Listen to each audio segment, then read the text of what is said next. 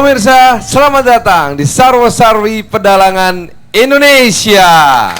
Dan tentu saja masih dipimpin oleh Kidalang Rohmat Hadiwijoyo. Kidalang, apa kabar?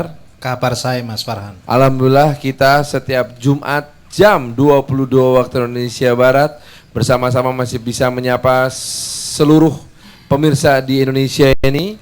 Dan juga bersyukur juga Kidalang masih bisa berbagi pemikiran lewat account Twitter @rhadiwijoyo. Terima kasih introduction-nya. Wes, Kidalang. Yes. Iki loh sekalian. Mumpung kita punya kedatangan dua orang ahli yang selalu ngangenin. Ada Mbak Jaleswari Pramodawardhani, Mbak Dani dari LIPI. Selamat malam. Selamat malam Mas Farhan. Apa kabar? Baik. Sehat ya. Dan ada Pak Indria Samego, pengamat dari Cides. Selamat malam Mas Farhan. Wah, ini mumpung tamu kita ini kelas berat. Boy ya, tolong dikasih cerita pewayangannya agak mikir gitu loh. Yang berat For juga. the joy of our brain gitu loh. Gimana? Ada cerita apa kita? Malam ini memang sengaja ceritanya berat sekali Mas. Wah, tuh. Karena ada sengkuni di antara TNI dan Polri. Wes. Wah, serius ini. Diambil dari kisah pewayangan apa kita, Lang? Jadi di dalam cerita wayang itu ada masalah ketidakadilan dua institusi. Itu juga ada di cerita wayang, yaitu antara si anaknya Bima yang nomor 1 namanya Ontorjo, Antareja, ya, Ontorjo, yang hidup di bawah tanah Bumi, kan? Sabto Bumi. Satu lagi dengan anaknya yang nomor 2 si Gatotkaca yang jadi raja di Prenggotan. Kehidupannya udah jauh timpang itunya. Nah, bagaimana mereka berdua itu bisa terbesut oleh Sengkuni kan gitu? Dua saudara yang harusnya bersatu, tapi ada perbedaan, ya wajar pasti ada perbedaan lah ya. Ya, tapi ada Sengkuni yang di situ akhirnya penghasut jadilah der kan begitu. Jadi jangan-jangan antara TNI dan Polri ada Sengkuni. Waduh, gawat ini. Kita nonton dulu deh kisah pewayangannya seperti apa bersama dengan Kidalang Rohmat Hadiwijoyo.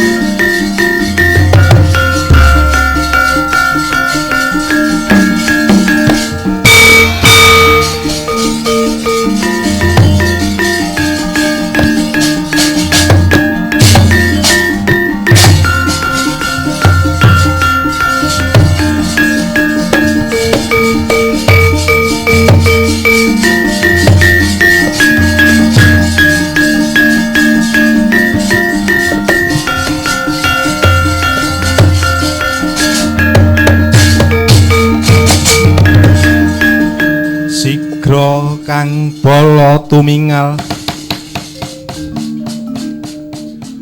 acambo samya ngedali lir dadit wiliting godo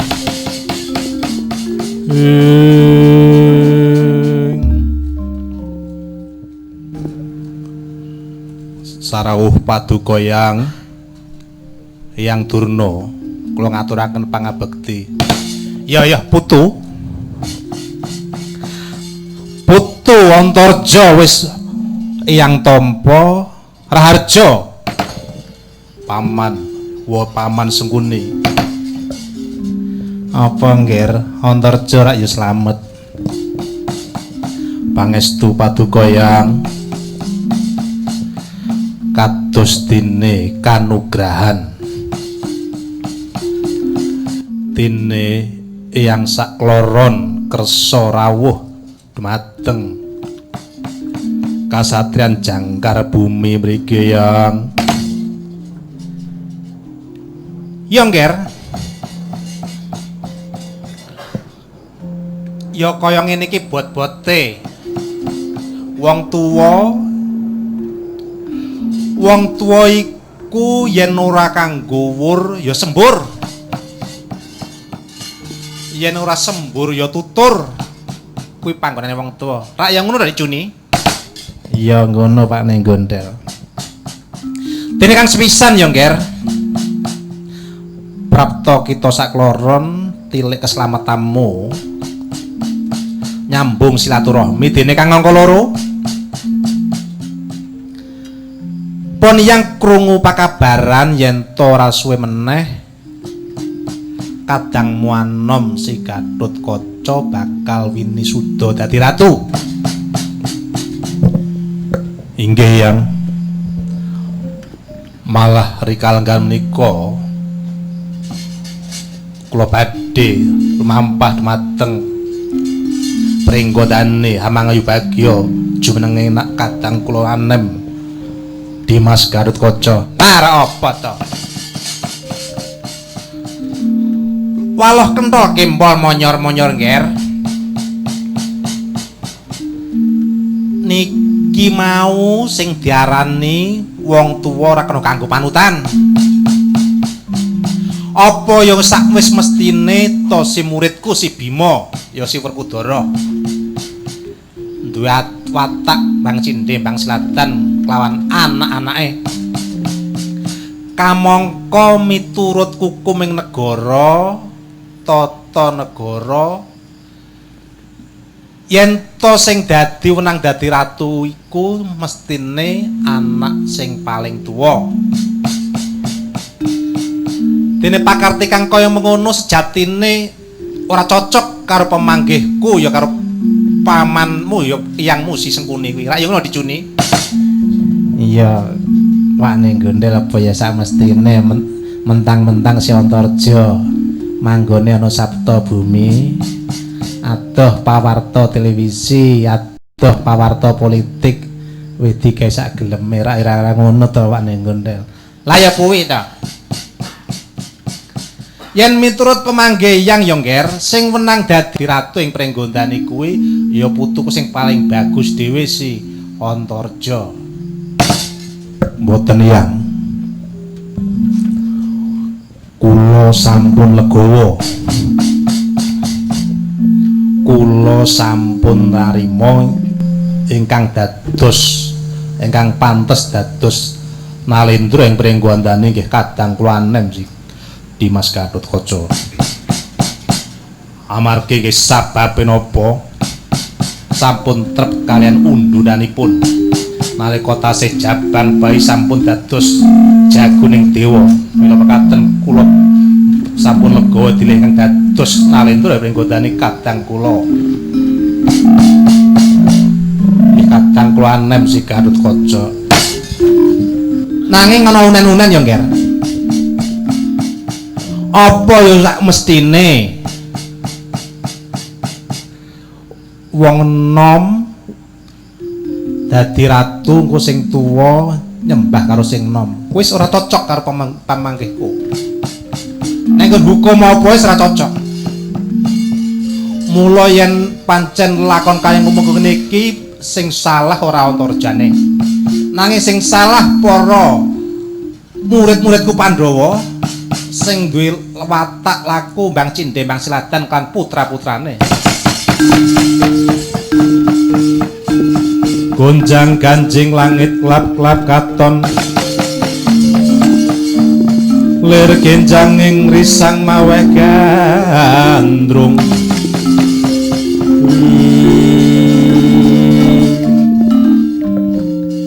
ucap kacarita nalika semanten bingung penggalih Sang Antareja dupi midhangetaken aturipun ingkang minulya Patih Harya Sengkuni kalawan Pandhita Durna. Jroning bingung anane mung lali kurang waspada. Kocap kacarita kang ana ing ngawiyat inggih awang-awang kumitir. Mandat jugluk yitmane Sang Gudha Yitma dupi pirsa bimbanging Sang Antareja Gya manjing sajiwa dadyos kagiat Sang Antareja.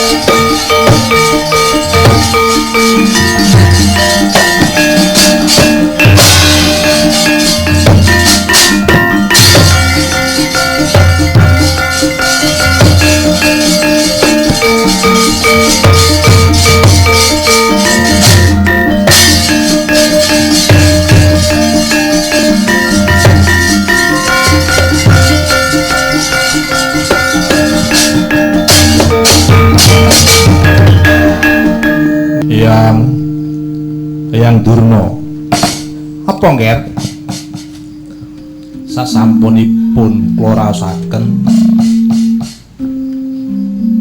sedaya atur Yang Sengkuni kelan Yang Durna kok pinanggih leres. Lah rak yo ngono Dik Juni ya. Iya wane gondel pancen sampane profesor peng-pengan. Jok kuwatir ngger pun eyang kang bakal ndombani tumrap adiling lelakon ning para putra Pandhawa kang ora entuk keadilan saka para pepundhen ing Pandhawa. Yen mengeten Yang kula pribadi badhe gugat mateng para pepundhen Pandhawa kula ngedados ratu ing pringgondane Yang.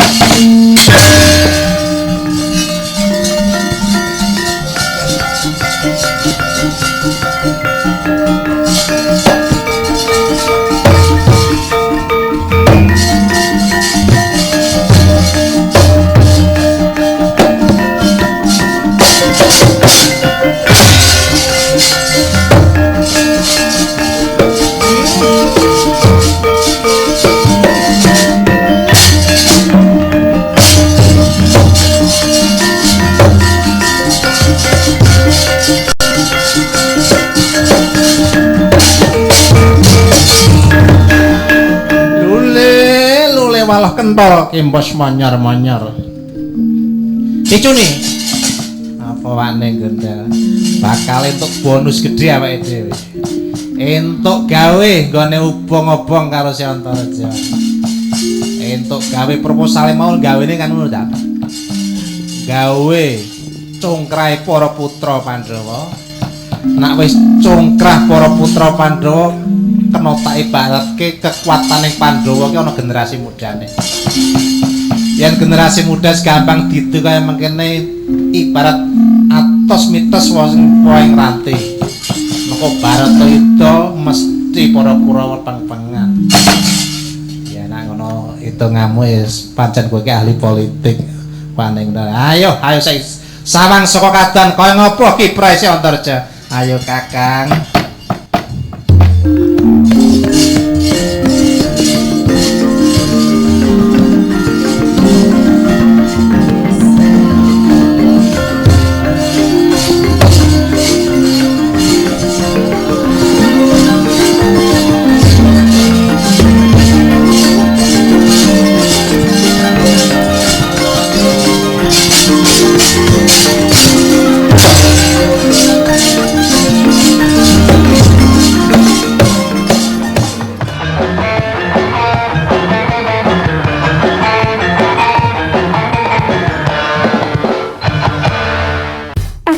Kami berbeda-beda, tapi satu yang sama.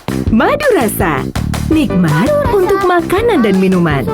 Gunakan madu rasa sebelum beraktivitas, karena energinya bikin semangat, aktif, fit, sehat dan kuat. Madu rasa tiap pagi dan sore harus terganti. Madu rasa pagi dan sore harus dari Air Mancur.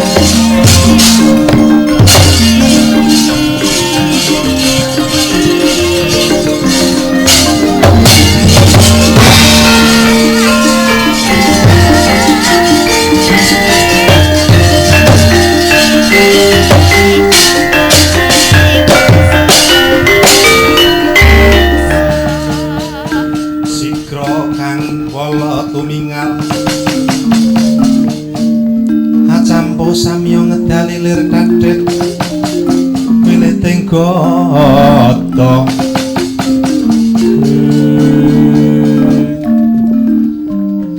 Ger Antasena ger Punwa gagas budal saka Ngamarta arep jumujuk Prenggondani. Rasane Punwa kaya dene ninggal Jatang Bayana tepis mring jurang. Wangune bakal ana ribet sawetara nanging ribete ora nyumilangi. Ya kuwi istilahane apa ngendikane Wandrawati mau kudu prajurit kudu waskita lan waspada. Aja gampang ngendhonake nggone persatuan. Ya yen ngono. Nggih. Aja wedi kangelan. Ayo tingkatno kawaspadanmu. Punwa kang ngawat-awati saka mburi dene Angger Antasena maju metu sisih iring kulon kena. Ayo woh tak derake woh.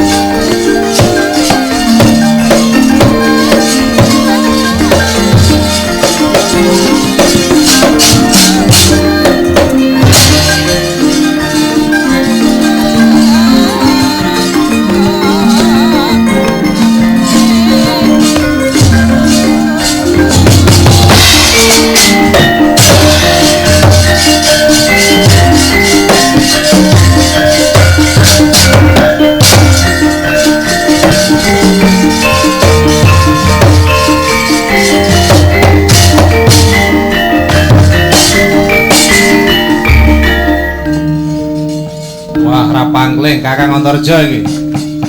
Iya. Dimas Antasena malah kebenaran. Renteng-renteng saka Ngamarta bakal jumujuk menyang Praja Prenggondani. Kan nunggal karep to, Kang? Iya, ning beda panemu. Loh, maksudmu? Yai Antasena. Tak pikir-pikir ngendikane Panbandurna kelawan Pat yang sang kang prapta ning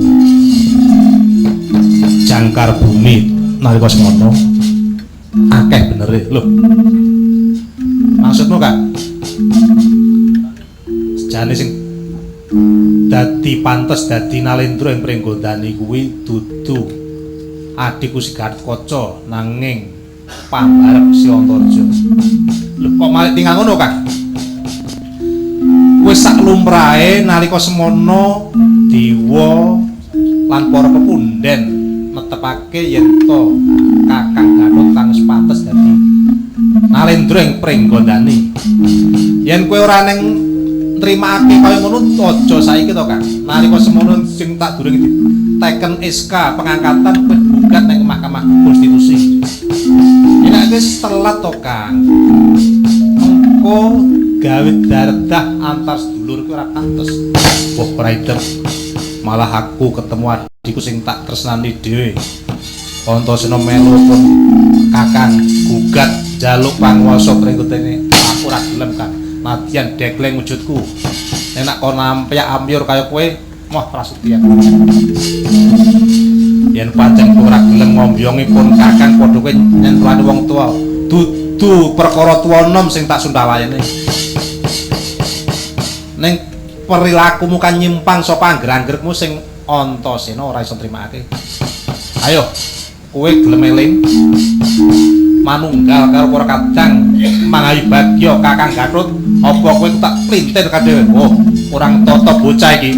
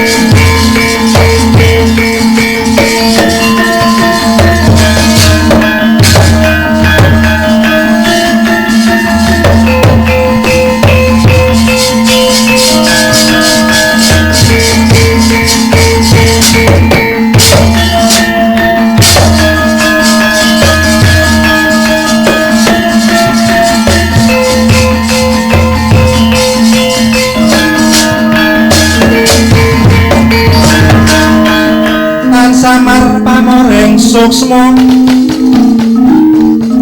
sinaksmaya winaya ngasepi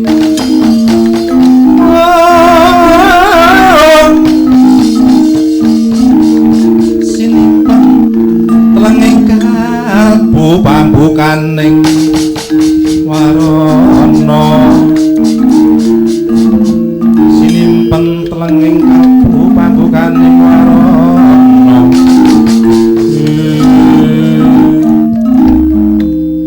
piye nger nggenmu perang nger aku nangkis wae Jantenan golek keringet wo. Mundure Antasena ora kalah ngundurake Kakang Antareja padha sedulur. Nanging eloke wo guluku dicokot kang ngene ya. Iki dudu sak bahan-bahane Kakang Antareja. Ayo gentenan wo.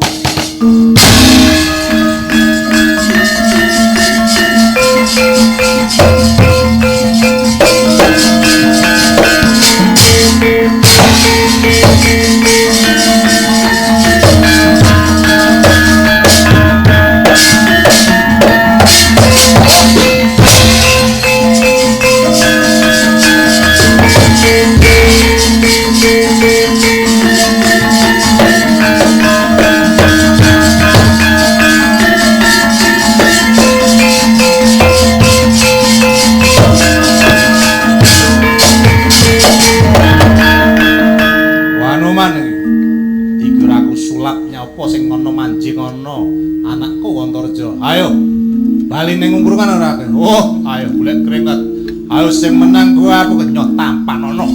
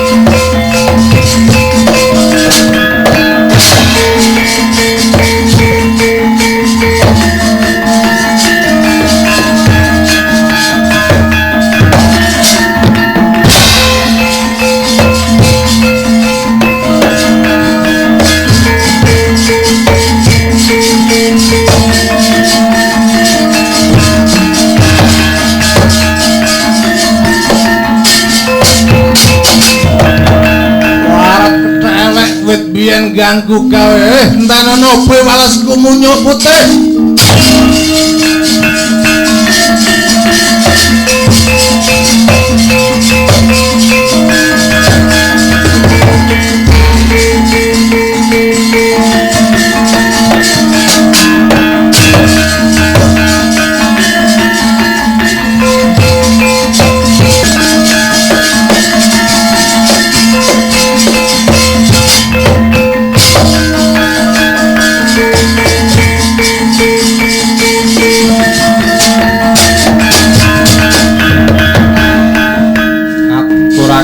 Gung panuwun kang tanpa upama dene anak Antareja wis eling bungune.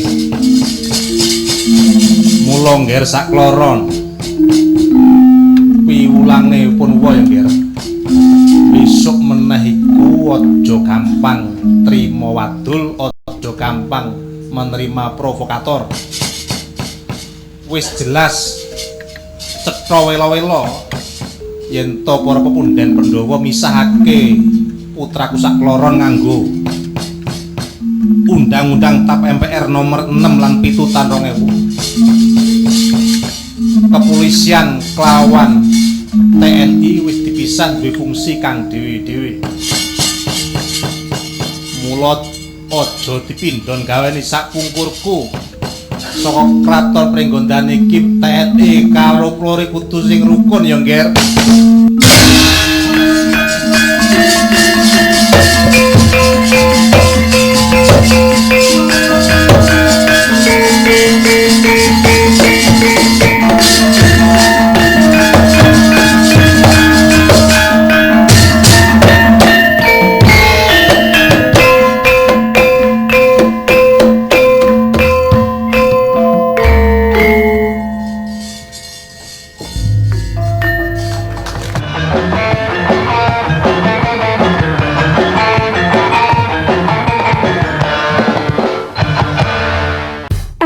Kami berbeda-beda, tapi satu yang sama.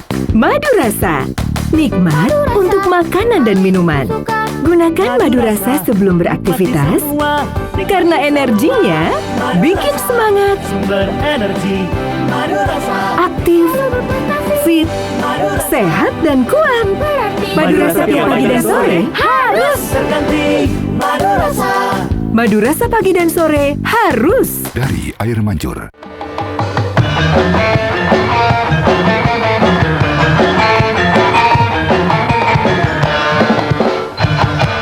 Pemirsa, terima kasih masih bersama kami di Sarwa Sarwi Pedalangan Indonesia. Kidalang, coba kita simak lagi sebetulnya intisari dari kisah perseteruan dua saudara Antarejo dan Ontorejo dengan Gatotkaca ini. Padahal satu bapak ya, sehingga bisa didamaikan akhirnya oleh Hanuman. Ya betul. Gimana nih ceritanya? Jadi waktu itu di Kasatrian tempatnya Ontorejo itu di Saptobumi itu kedatangan si Patih Sengkuni yang diikuti oleh Pendhita Durna. Nah, mereka tujuannya misi jelas menginginkan perpecahan antara Pandawa, putra-putra Pandawa dengan pecahnya putra-putra Pandawa itu akhirnya akan memperlemah eksistensi Pandawa kan begitu. Nah, ini ada kesempatan si Gatotkaca mau dilantik menjadi presiden di Pringgondani kan begitu. Oh iya benar. Akhirnya datang. Nah, begitu menerima tamu yang tidak diundang itu si Durna maupun si Sengkuni, dia kasih tahu sebetulnya jadi raja pantas tuh kamu anak, kalau menurut tata negara kamu itu nomor 1, lahir pertama dibandingkan itu. Apa ada anak muda menyembah orang tua menyembah anak muda? 1. Wah, tapi saya udah legowo wah dia bilang gitu, saya udah bisa menerima gitu. Wah itu. Tapi melihat kemiskinan yang ada di Saptobumi tadi itu, yang dialami oleh si Ontorejo tadi, terus digosok terus di Sengkuni. Lah masa ada anaknya Bima kok rumahnya di luang tengah bumi kan begitu kan. Iya. Akhirnya pas bingung akhirnya bimbang juga si Ontorejo, datanglahnya si sukmanya siapa? Rohnya si Dasamuka. Dasamuka. Dia datang masuk di tubuhnya si Ontorejo.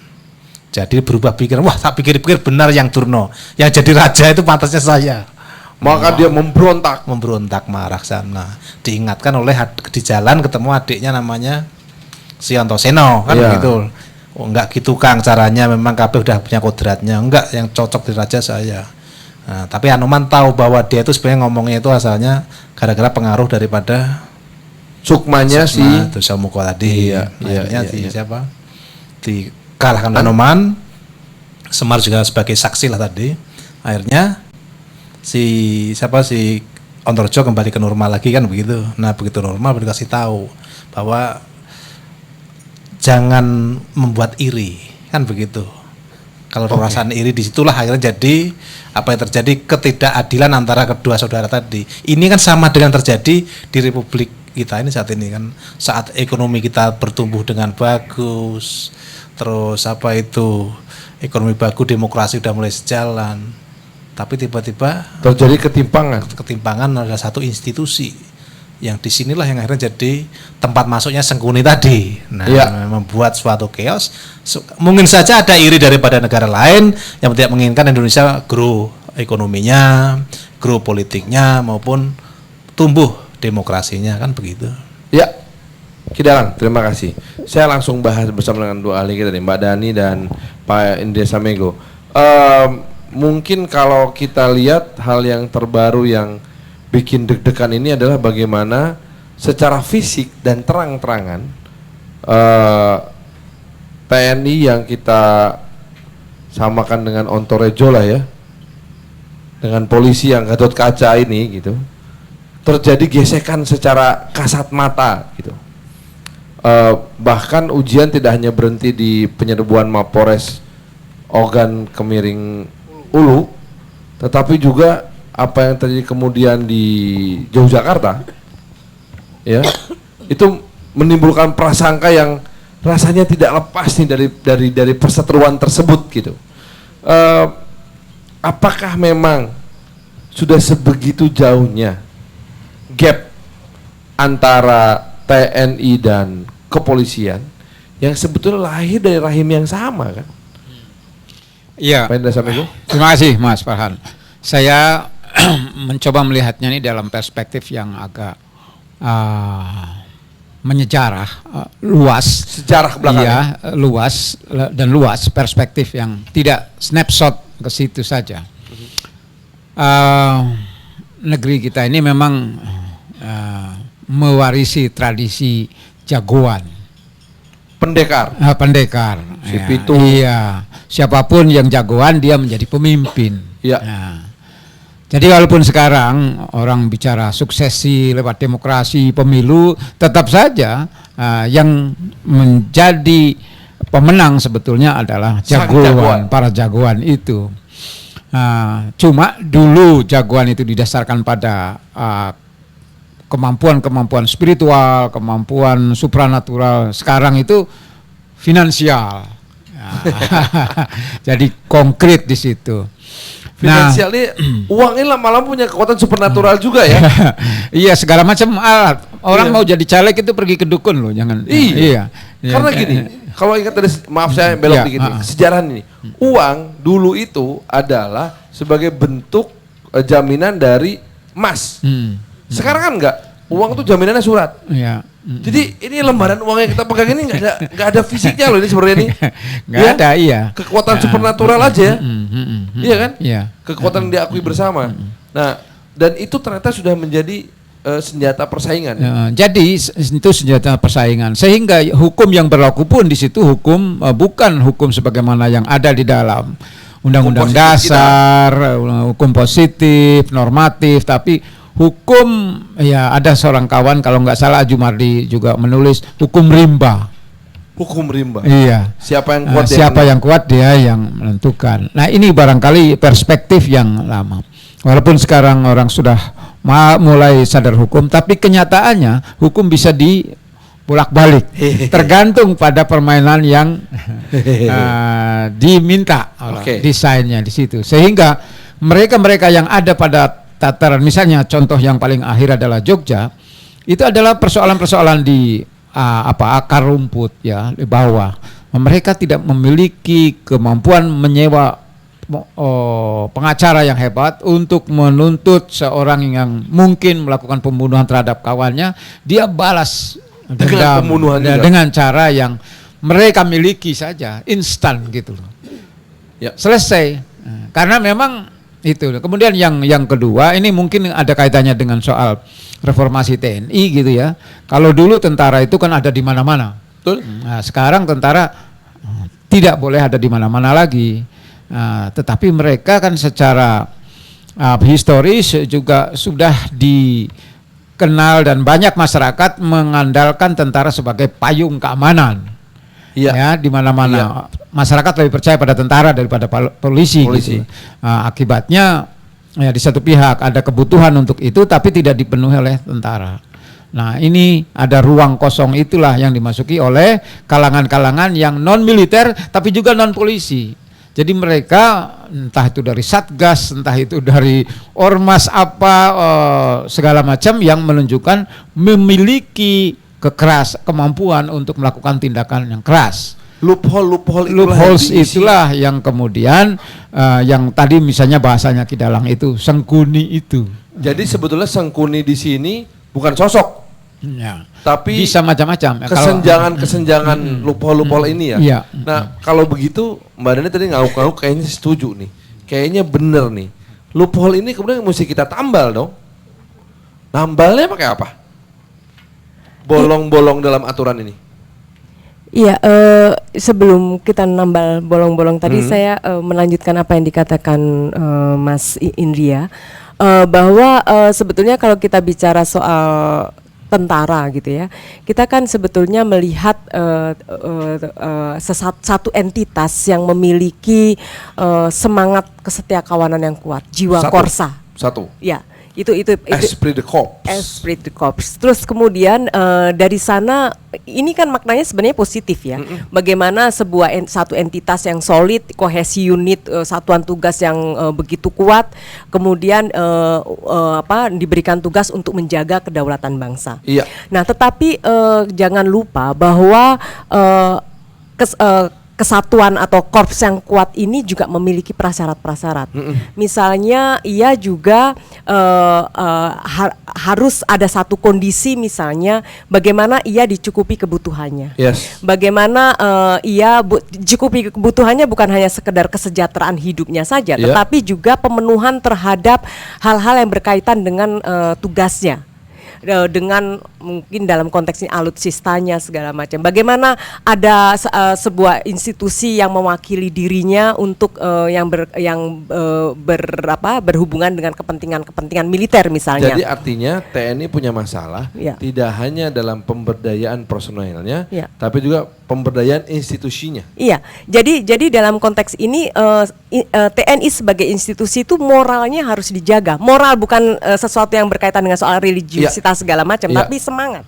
Moral berjuang, moral kejuangannya bertempurnya itu harus dipelihara oleh negara. Artinya jangan-jangan gini loh, kalau saya menyimak ke arah mana nih Mbak Dani mau bicara, artinya kesenjangan ini terjadi ketika sebuah institusi yang punya kewenangan bersenjata juga punya empowerment yang lebih dibanding institusi yang sejenis. Itukah yang terjadi?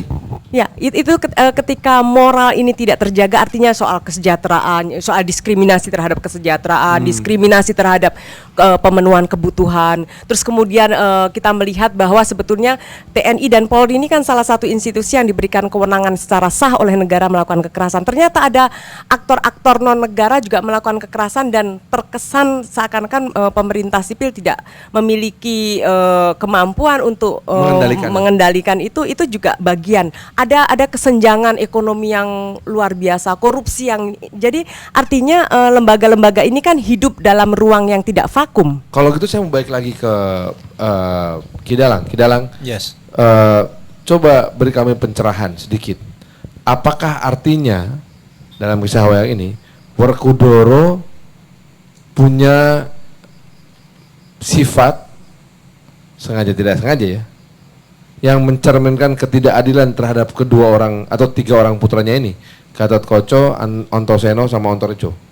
Enggak, sebetulnya di dalam pakem wayang itu memang dua anak itu kan istilahnya istri yang utamanya si Bima itu Arimbi. Dia kan akhirnya mewarisi dari sang kakeknya. Jadi bebet, bibit, bobot itu sudah terpas gitu. Di dalam perang Baratayuda pun kan itu sebagai salah satu entry point-nya si Sengkuni waktu memprovok, kamu itu sudah jadi anaknya Bima tapi nanti dalam perang Baratayuda kamu kan tidak berhak ikut perang. Nah itu pun sudah suatu sistem yang ambigu ya, jadi nggak konsisten begitu. Jadi dalam perang Baratayuda nanti Antaséna dimati menjilat dikalahkan sendiri oleh Sang Hyang Wenang, ditiup lah itu. Terus si Antareja ditipu oleh si Kresna, di bayangannya sendiri dijilat mati supaya tidak ikut perang dalam Baratayuda. Jadi keberadaannya memang udah dari sananya begitu. Jadi jangan-jangan sebetulnya ketidakadilan ini memang atau rasa ketidakadilan ini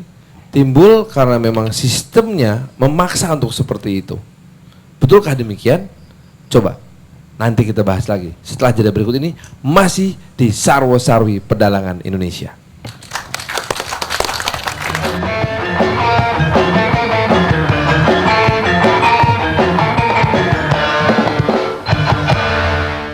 Selamat datang di dunia madu rasa. Rasa madunya yang lezat membuat harimu ceria. Jadikan madu rasa bagian dari keseharianmu. Madu rasa, madu keluarga sehat. Madu rasa dari air mancur.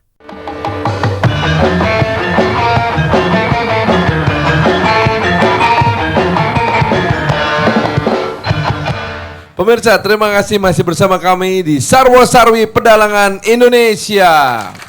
Baiklah, coba kita lanjutkan langsung diskusi kita ini, Kidalang, mohon izin dengan sebuah pertanyaan tadi. Jangan-jangan rasa ketidakadilan ini timbul karena memang sistem memaksa begitu, Pak Indria? Ya, memang kalau kita bicara sistem ini kan adalah satu gabungan dari subsistem yang satu dengan yang lain itu harusnya sinergis. Ya. Nah, karena ada situasi yang tadi loopholes itu menunjukkan bahwa ada yang bekerja overrise, ada yang underrise. Nah, ada yang sangat diperhatikan, ada yang tidak diperhatikan. Itu artinya ibarat mobil kita, kalau ada situasi seperti itu pasti jalannya juga tidak normal. Jadi istilahnya kalau misalnya nih TNI dengan 3 angkatan dan Polri adalah 4 roda mobil kita. Ada 1 yang spring balancingnya rutin, ya. Ada yang 3 lagi nggak pakai spring balancing. Betul. Melipir mobilnya Ya, kemana-mana kan ya Pak ya. begitu, iya. Jadi Waduh, kalau kita itu bicara karena itu sistem. atau karena memang ketidakmampuan sang pemilik mobil. Ya dalam konteks bernegara tentu saja ya, kan kita bicara soal stakeholder tentang unsur-unsur dari negara itu. Kalau tadi misalnya Mbak Dani bicara tentang 2 institusi negara yang masing-masing memiliki monopoli menggunakan kekerasan. Iya. Nah, itu kan tentara dan polisi. Nah, pada saat negara membutuhkan secara kolektif tentu saja tidak ada masalah. Tapi tentara pada masa damai misalnya, itu pertanyaan besar, mau diapain itu? Apakah sehingga dulu Pak Nas, polisi? Pak Nas kan Nasution itu, bapaknya Tentara Angkatan Darat itu bicara tentang difungsi.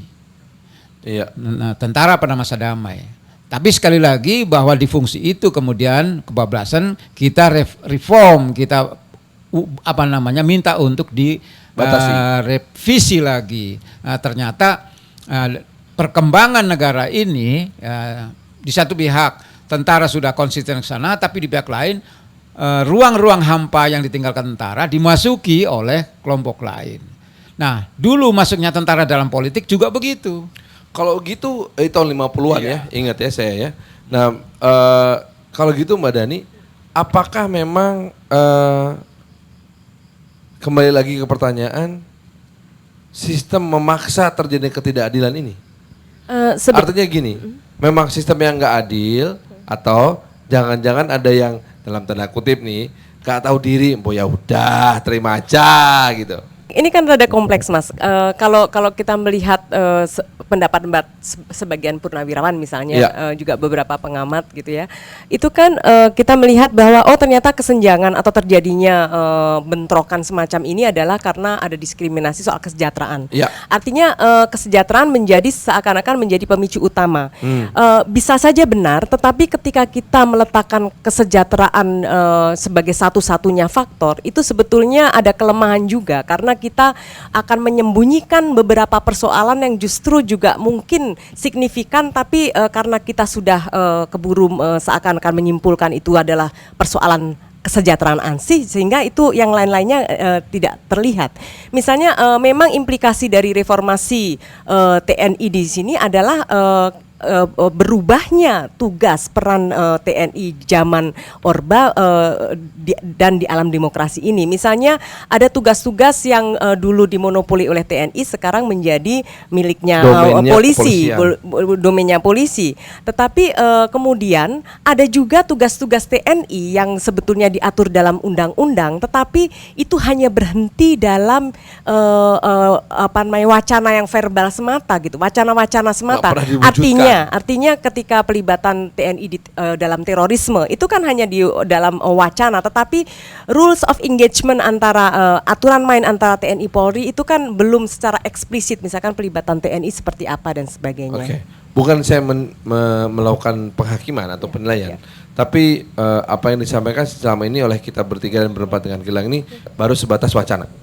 Wacana. Nah, ketika realitasnya memang ada bentrokan, ini memang kelakuan oknum atau ekspresi lembaga? Ya, saya kira kalau dibilang ekspresi lembaga tidak akan ada yang mau menerima itu. Oh ya, pasti. Ya, tetapi kalau kita lihat secara objektif, ini memang kait-mengait antara berbagai macam persoalan tadi. Ada budaya politik, ada budaya hukum, dan ada persoalan-persoalan ekonomi. Jadi bentrok ini lebih karena ada individu-individu tertentu di dalam TNI maupun Polri yang tampaknya kurang bisa menerima kenyataan tersebut. Mereka menggunakan cara-cara yang menurut mereka ini lebih efektif dilakukan. Jadi masalahnya adalah di individu yang menyalahgunakan kewenangan. Ya, saya pikir kita juga nggak fair kalau bilang ini institusi. Tetapi juga harus berhati-hati ketika kejadian ini berulang-ulang, sehingga masyarakat akan menguatkan persepsi masyarakat bahwa ini seakan-akan adalah institusi TNI. Padahal perseteruan ini yang melembaga. betul, karena ini kejadian berulang. Padahal ini adalah ulah segelintir atau sekelompok orang yang ingin melakukan solusinya dengan cara-cara kekerasan itu. Ya. Padahal kalau kita melihat TNI itu kan harus merupakan hierarki komando yang padu, kemudian disiplin yang kuat, taat kepada atasan dan sebagainya. Dan ini kan sebetulnya pelanggaran terhadap undang-undang dan instruksi komandan gitu. Dan ini adalah bentuk penyimpangan. Tetapi saya pikir dalam derajat sampai hari ini kita masih belum bisa mengatakan bahwa ini adalah kebijakan institusi. Saya pikir ini adalah seperti yang Mas India katakan tadi, ini adalah memang segerombolan atau sekelompok orang yang melakukan tindakannya secara sepihak. Cuman masalah gini loh Pak Indira. TNI maupun Polri adalah lembaga yang masalah hierarki dan kedisiplinannya sangat rigid, sangat kaku, ya kan?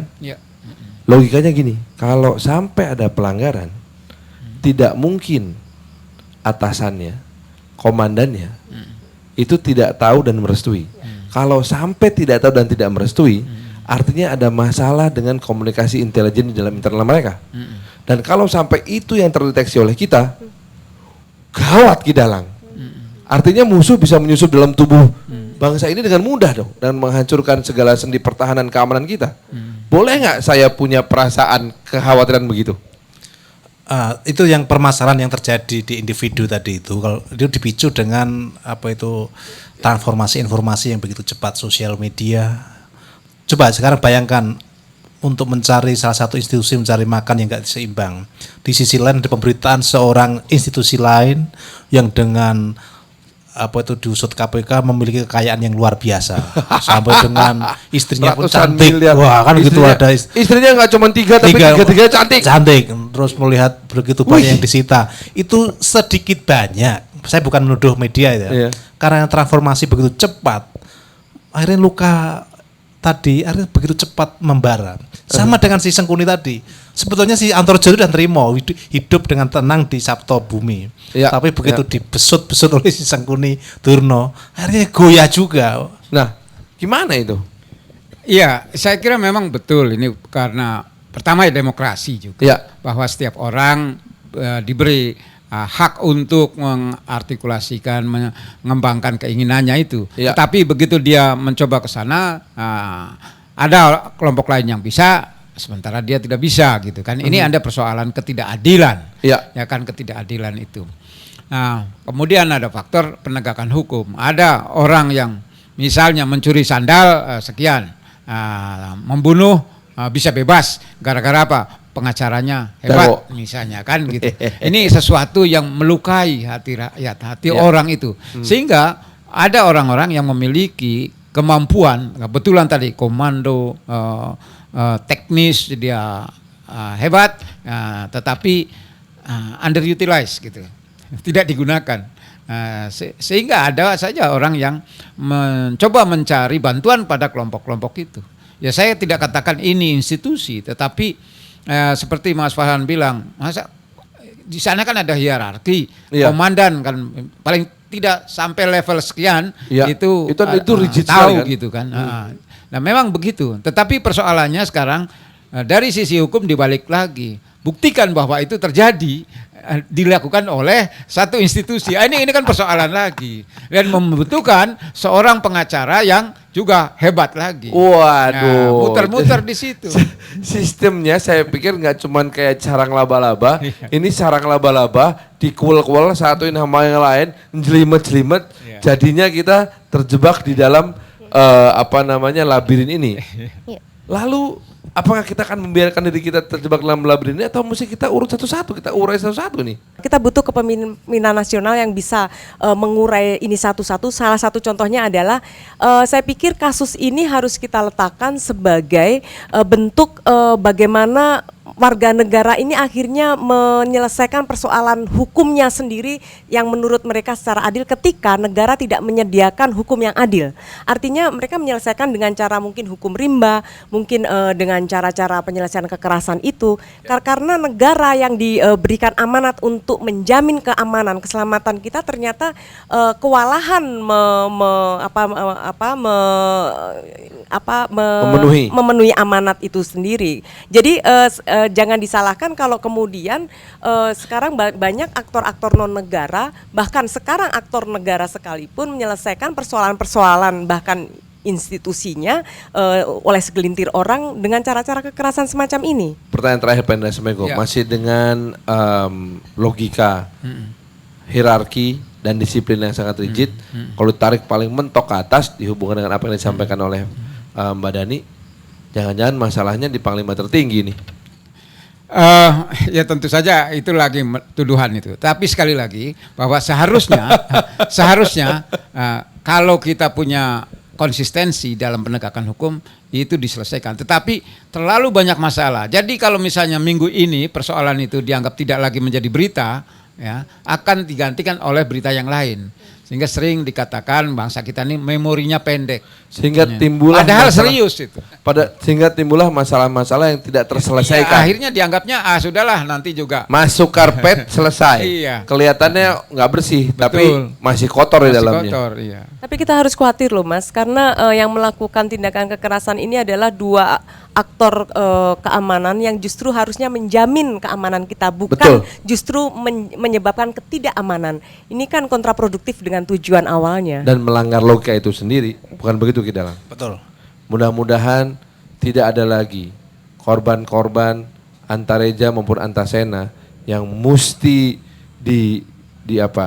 didispose gitu, dibuang hanya untuk akhirnya korban dari atau ketika kita dipaksa untuk memilih mau Gatotkaca, Antasena atau Antareja. Karena bagaimanapun juga untuk kita TNI dan Polri harus manunggal sama rakyat. Waduh, saya lama-lama jadi Menteri Pertahanan ini. Saking sering belajar sama dua orang menteri. Terima kasih ya Pak Indra Semego, Mbak Dani, terima kasih. Sama-sama Mas Sarwo. Kidalang, Tos jarak jauh. Demikianlah Sarwo Sarwi Pedalangan Indonesia kali ini. Saya Farhan, sampai jumpa.